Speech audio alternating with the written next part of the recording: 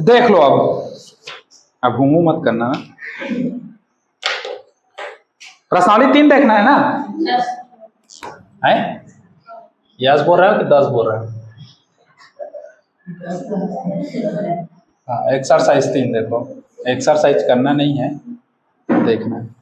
प्रश्नावली 3 क्या कहता है देखो। अनुपात, अब हम लोग का रियलिटी अनुपात यहां से चालू होगा। देखो पहला बोल रहा है यदि 29 पुस्तकों का मूल्य 783 है तो 2214 रुपए में कितनी पुस्तकें मिलेगी, है ना? 29 पुस्तक है, उसका मूल्य कितना दिया है? 783 रुपए दिया है, तो 2214 रुपए में कितनी पुस्तकें मिलेगी? तो तुमको पता है कितनी मिलेगी? नहीं पता, तो उसी को मानना पड़ेगा। आ जाओ आ जाओ। तो हम लोग मान के चलते हैं पहला का हल। माना 2214 रुपए में कितनी पुस्तक मिलेगी? 100 पुस्तकें मिलती है, या 100 पुस्तकें मिलेगी। तब हम लोग का अनुपात का जो रेशियो होगा वो कैसा होगा? देखो 29 रुपए में कितना, 29 पुस्तक का मूल्य कितना है? 783। तो 100 पुस्तक का मूल्य कितना हो गया? 2214। अब इन दोनों के बीच में क्या डालोगे? समानुपात डालोगे। समझे इसको? हाँ, अब इसको फिर पूरा बटा वाला सिस्टम लेना है। तो ये हो गया 29/783 बराबर 100/2214। हमको 100 का वैल्यू चाहिए, इसको इधर ले आओ। तो 29 गुणी 2214/700 कितना? 83, और बराबर इधर कितना है? x। या जमा के हम लोग कितना लिख सकते हैं? x बराबर 29 गुणी 2214/700 कितना? 83। यही है ना? 783। अब इसको कटाना है, कटाते जाओ, जिससे जिससे कटे, जिससे जिससे कटे कटाओ, जिससे बचता है उसको बचाओ। किसे किसे कटेगा? सबसे कट जाएगा। 8 7 15, 15 और 3 18, और 4 2 6 2 8 1 9, 3 से कट जाएगा। 3 2 6, एक बचा, 3 छिका 18 और 3 1 कम 3, 3 7 21, एक बचा, और 3 तिया 9, 2 बचा, और 3 8 24, 6 2 8 1 9, और 8 7 15, फिर 3 18, फिर 3 से कटेगा। 3 8 24, 2 बचा, और 3 7 21, खत्म। ऊपर वाले को आओ। 3 2 6, एक बचा, 3 4 12, एक बचा, और 3 6 18, 8 7 15, 6 4 10 2 12, 3 से फिर कट जाएगा, कटा दो। 3 2 6, 2 बचा, और 3 9 27, और 3 8 24, और 3 2 6, 29 से 29 खत्म। तो हमारे पास फाइनल आंसर कितना आएगा? 82। x का वैल्यू आ गया हम लोग का 82। या एक स्टेप थोड़ा सा और लिख दूं? चलो डायरेक्ट हो जाएगा। इसको हम लोग लिख देते हैं 29 गुणित 82 बटे कितना? 29। ठीक, तो 29 29 कट जाएगा, तो x का वैल्यू कितना आ जाएगा? 82। फिर यहीं पर लिखोगे उत्तर बराबर, अतः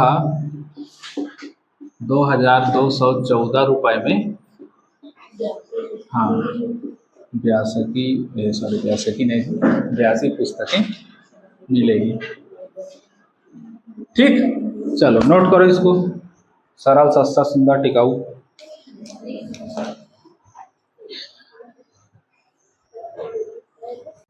अगला को छोड़ देता हूं तो फिर ये बन जाएगा दूसरा। खाली बटा करना है और हल करना है, सीधी सी बात है ना? तो इसको छोड़ देता हूं। तीसरा देख लो, तीसरा भी बन जाएगा, लेकिन बता दे रहा हूं सर। तीसरा क्या बोल रहा है देखो, हम लोग को तीसरा बोल रहा है यदि 14 2 x y और x का वर्ग और y का वर्ग, इसका चतुर्थानुपाती करना है। तो हम लोग को दिया है नया माना कर देते हैं, माना कर दो सीधा, माना चतुर्थानुपाती। ये तीसरा का हल है ना।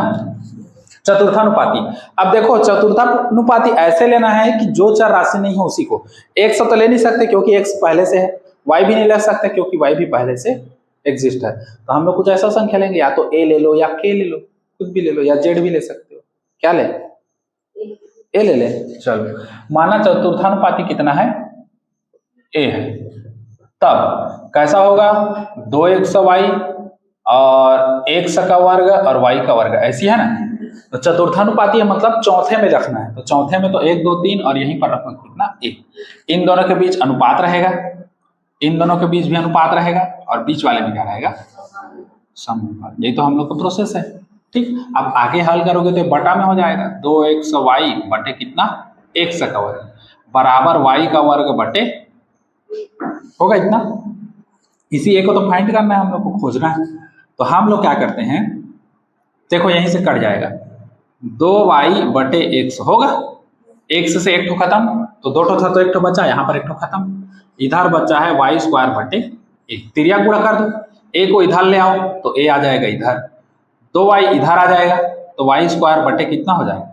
2y, और एक से इधर बटे में है उधर जाएगा तो गुणा होगा।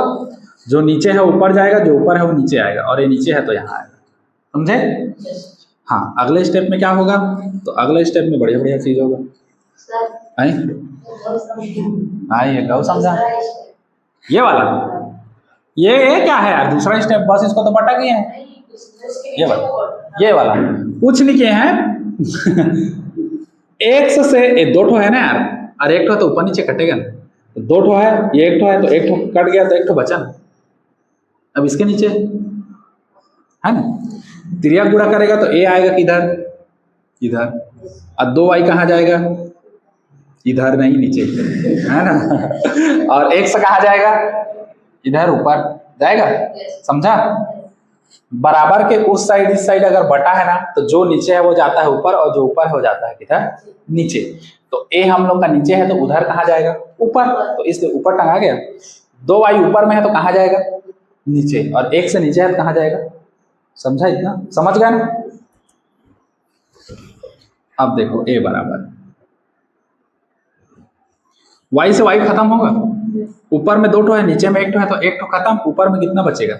1 ठो बचेगा, तो y इंटू एक्स, और नीचे कितना बचा? 2। इसी को हम लोग जमा के लिख सकते हैं, या a बराबर 1y बटे कितना? 2। आया है आंसर? आंसर ठीक, नोट कर लो। चलो, कौन कहाँ जा रहा है, थोड़ा सा ध्यान दिया करो। फिर अगला क्या बोल रहा है, देखो, संख्याएं 10, 18, 22, 38 में से हर एक संख्या में क्या जोड़ा जाए कि संख्या क्या हो जाए? समानुपाती हो जाए। तो ये आप लोग का बनेगा उदाहरण 10वां, एग्जाम्पल 10वां जैसे सेम। उसमें क्या करना है? घटाना है। उदाहरण में घटाने के लिए बोला है ना, हम लोग क्या कर देंगे? जोड़ देंगे। तो उदाहरण 10वां जैसे बनेगा, छोड़ दूं? Yes sir. हाँ, बना के देखना, नहीं बनेगा तो बताना, मैं बता दूंगा। ऐसा नहीं कि नहीं बना तो नहीं बताएंगे वाला, बना के देखना, नहीं बनेगा तो बता दूंगा। अगला देखो, यदि a और c का मध्यानुपाती कितना है? b है, तो सिद्ध कीजिए कि वो फलना फलना दिया है वो है। तो हम लोग को क्या बोल रहा है? a और c का मध्यानुपाती क्या है? बीच, सॉरी b है, मतलब बीच में क्या को घुसाओगे? b को घुसाओगे, ऐसे। तो 2 भाग में टूटेगा, क्योंकि बीच वाला क्या है? माते पद नहीं है, लइका है। दोनों का क्या है? लइका है। ये बाबू है और ये क्या है? महतारी है। तो दोनों का लइका है, तो अब एक जन का लइका थोड़ी होगा, वो दोनों का लइका होगा। तो एक को इधर डालो, एक को इधर डालो, तो ये a अनुपात b हो जाएगा, और समानुपात b अनुपात कितना हो जाएगा? c। b जो है इसके साथ भी जाएगा, और b जो है किसके साथ जाएगा? इसके साथ जाएगा। फिर तोड़ना है सीधा, मतलब b स्क्वायर का जो वैल्यू है वो कितना आएगा? कितना आएगा? AC लिखे होते मल आप पकाया रखा। ठीक, तो अब ऐसे बनाना है हम लोग को। तो हम लोग को ये चौथा, पांचवा है क्या? पांचवा है ना, पांचवा दिया है। a व b का मध्यानुपाती क्या है? ए और सी का जी, ए और सी का मध्यानुपाती क्या है, बी है। तब ए अनुपात बी अनुपात सी ऐसे होगा, समानुपात में तोड़ोगे ये इधर इधर दोनों साइड पड़ जाएगा, ए अनुपात बी समानुपात बी अनुपात सी सबके लिए का। तो ए बटे बी बराबर बी बटे कितना सी। तिरिया गुणा करोगे तो सीधा समझ जाओ बी स्क्वायर बराबर कितना आएगा, समझ गए। इधर गुणा करोगे तो बी स्क्वायर इधर आएगा, ए सी इधर आएगा, पलटा के लिखोगे तो बच जाएगा। इसको माने समीकरण कौन सा, ए। नहीं मानूंगा तो क्या करिए, कुछ नहीं। ठीक, अब इधर आ जाए। अब हम लोग को दिया है ए स्क्वायर प्लस बी स्क्वायर बटे कितना है ए बी, हल कर दो। तो ए स्क्वायर हो गया प्लस बी स्क्वायर की जगह में हम लोग कितना रख देंगे ए सी बटे कितना है ए बी। कहां से रखे, समीकरण 1 से बी स्क्वायर का मान रख दिया, हल कर दो। ऊपर से क्या कॉमन निकलेगा, ए निकलेगा, तो अंदर में क्या बचेगा ए धन सी। यहां से ए निकल गया तो एक बचा, यहां से ए निकल गया क्या बचा सी। नीचे कितना है ए बी, ए से ए झंडी मुंडी तो कितना बचा ए धन सी बटे बी। इधर हम लोग का ए स्क्वायर प्लस बी स्क्वायर बटे कितना है ए बी। आ गया ना। ए स्क्वायर कहां से आया हो तो तुम्हारे बुक में दिया है, वो कहां से आएगा, बुक पढ़ना हो, बुक में दिया है। इतना को हल करके इतना सिद्ध करने के लिए बोल रहा है, समझी। कहां से आया ए स्क्वायर, मैं थोड़े लाने हो, मोर का औकात नहीं है ए स्क्वायर लाने के। चलो नोट करो इसको।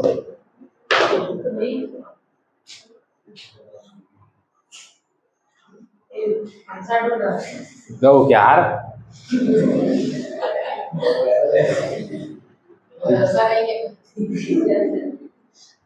हाँ यार सिद्ध करे कहे मोर इज्जत लग जान ले तुम।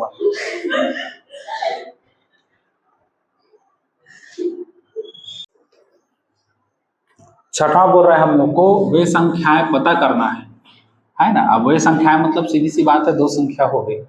वे संख्याएं पता करें जिनका मध्यानुपाती 24 और तृतीयानुपाती कितना हो 192।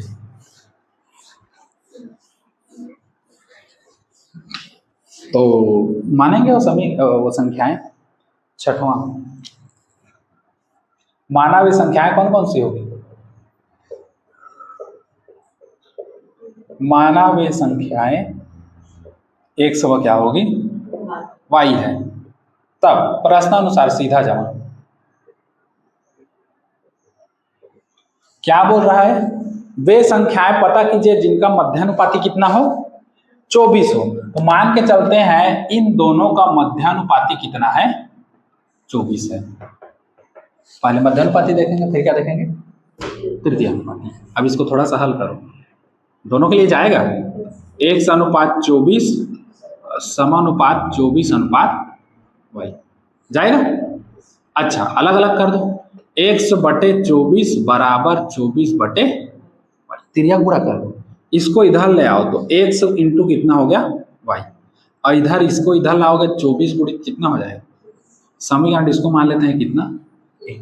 क्यों मान रहे हैं, क्योंकि इसको कहीं पर कटाएंगे तो कटा सकते हैं। देखो होता क्या है, इसको गुणा अभी से कर दोगे तो ये संख्या बड़ी हो जाएगी, संख्या बड़ी होगी तो लास्ट में हम लोग को दिक्कत जाएगा। तो हम लोग क्या करेंगे, इसको अभी का ऐसी कैसे करेंगे, गुणा तो हम लोग कभी भी कर सकते हैं। अब गुणा करके इसको एक तो बड़ा संख्या ले आओगे तो इसको फिर तोड़ोगे क्या, वो अच्छा नहीं लगेगा, है ना, शोभा नहीं देगा।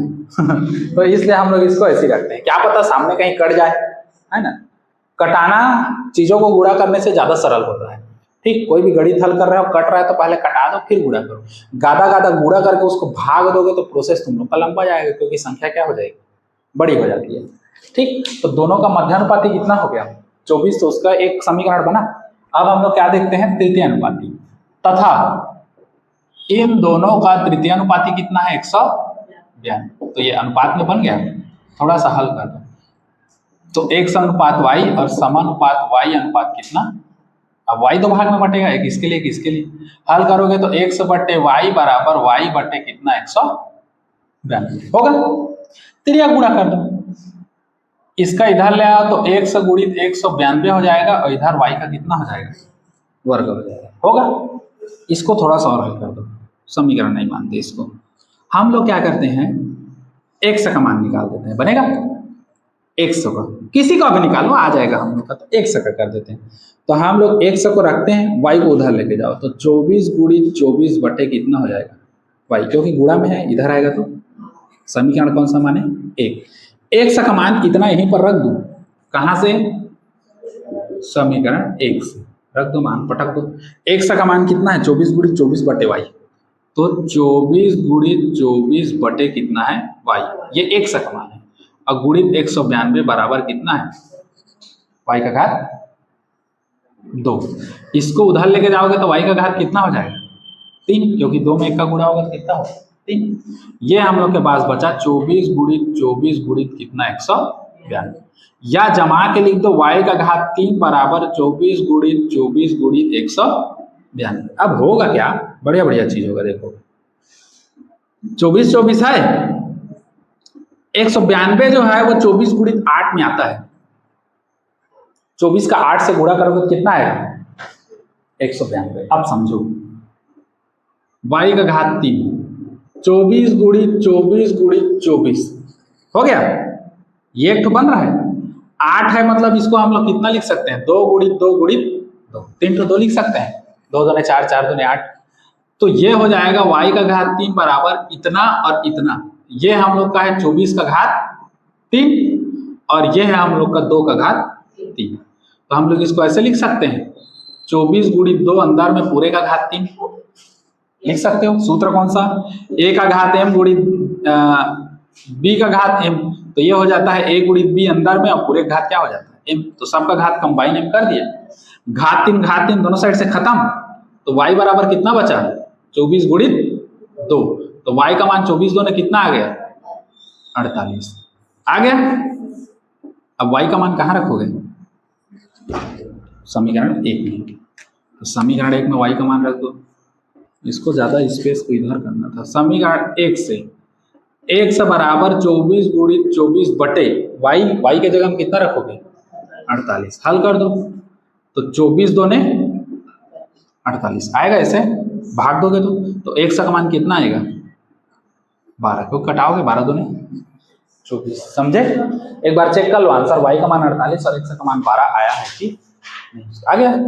चलो हाँ, ये हम लोग आंसर नोट कर लो, चलो इसको